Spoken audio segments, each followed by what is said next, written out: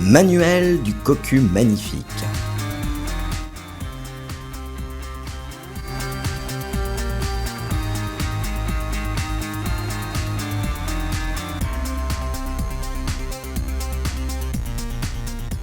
Ou l'art de grandir grâce au chaos.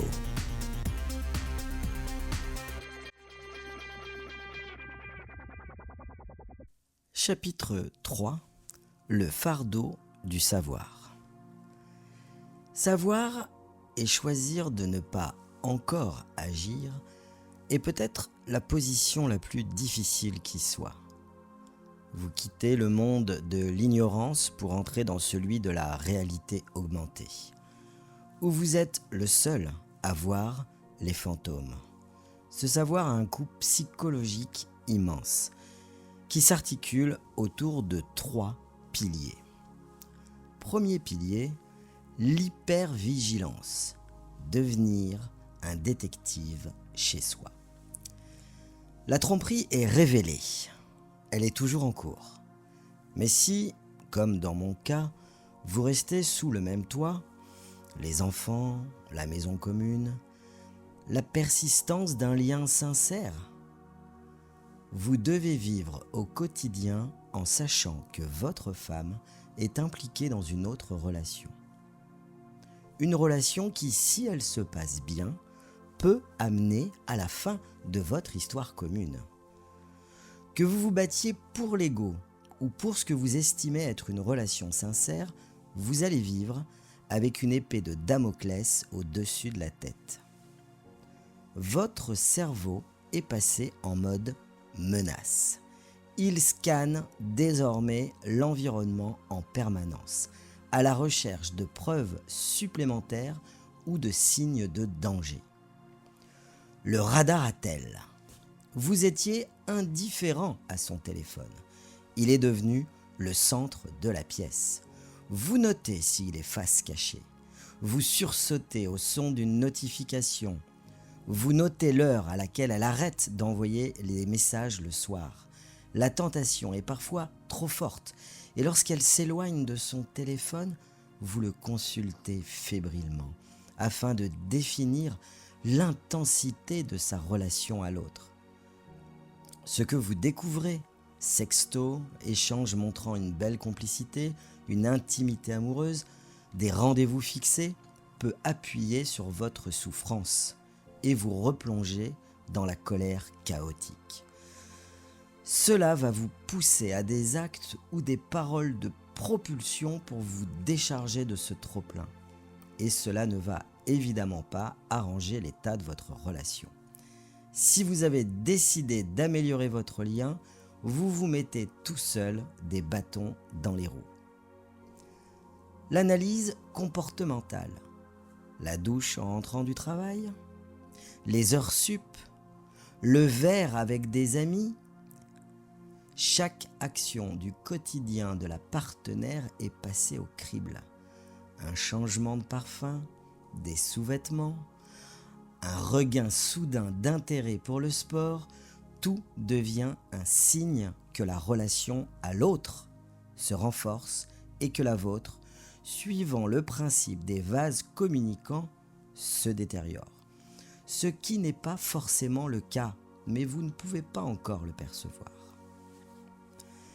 L'épuisement. Être hyper vigilant 24 heures pour 7 jours est mentalement épuisant. Vous n'êtes plus un conjoint, vous êtes un gardien de prison, un espion. Vous ne pouvez plus vous détendre chez vous. Votre sanctuaire est devenu un territoire ennemi. Vous êtes un guerrier, vous menez une guerre. Et ce n'est pas la méthode qui va vous permettre d'améliorer votre relation avec elle. Vous ne faites qu'alimenter le brasier dans lequel vous vous consumez. Ce comportement peut renforcer l'autre dans son choix de vouloir vous quitter.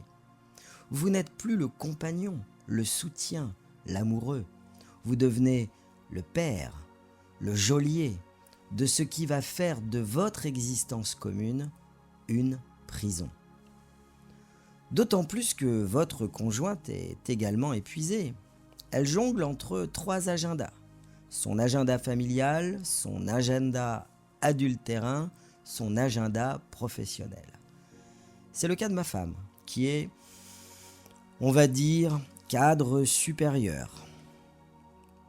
Son agenda professionnel est particulièrement rempli avec pas mal de déplacements et des réunions qui peuvent finir assez tard le soir, mais aussi parfois du temps libre entre 2 rendez-vous. L'épuisement la concerne également, car elle est elle-même sujette au doute, à la culpabilité, à l'angoisse liée à la situation particulière de double vie, de double engagement qu'elle est en train de vivre. Elle subit également une tempête émotionnelle, et à sa fatigue physique vient s'ajouter une fatigue mentale.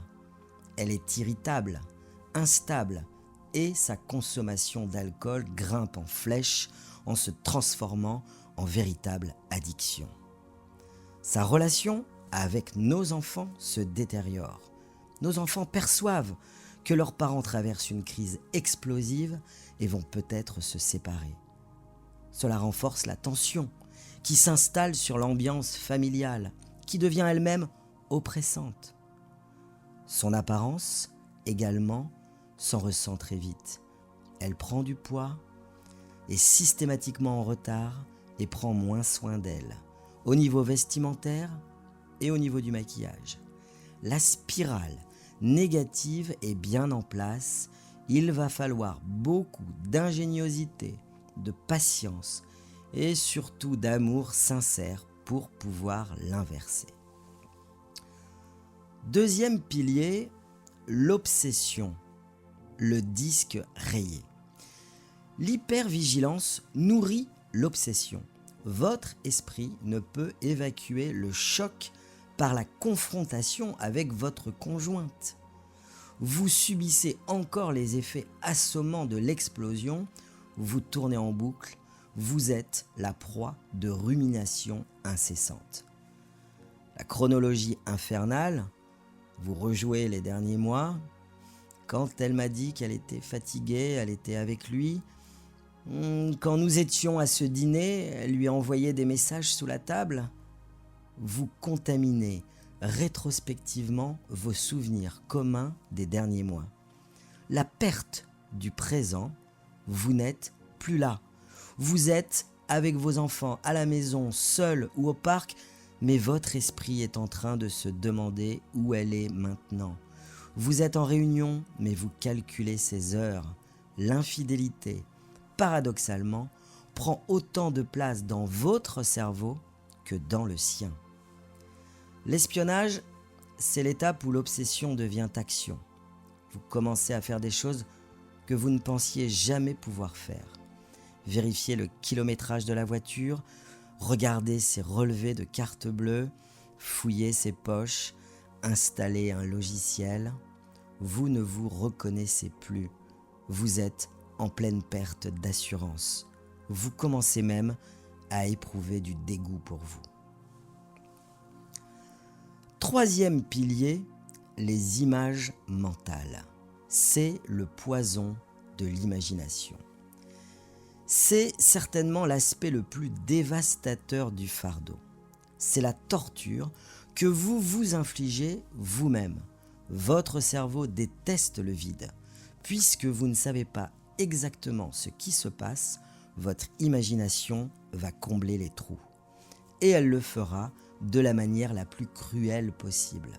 Le cinéma interne, vous ne savez pas seulement qu'elle vous trompe, vous le voyez.